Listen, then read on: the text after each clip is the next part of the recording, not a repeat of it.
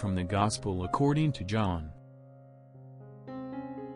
6 days before Passover, Jesus came to Bethany, where Lazarus was, whom Jesus had raised from the dead.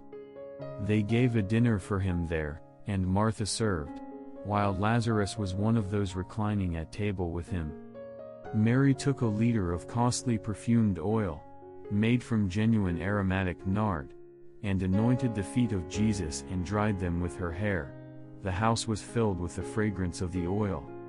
Then Judas the Iscariot, one of his disciples, and the one who would betray him, said, "Why was this oil not sold for 300 days' wages, and given to the poor?"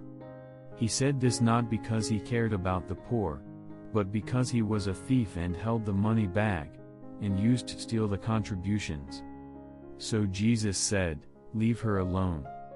Let her keep this for the day of my burial.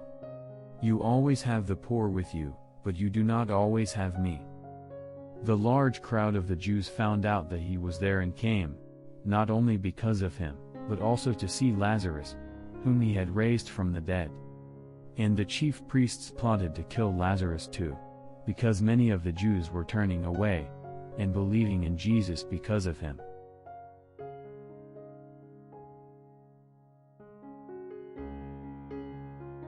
Tutto quello che abbiamo nel mondo non sazia la nostra fame di infinito.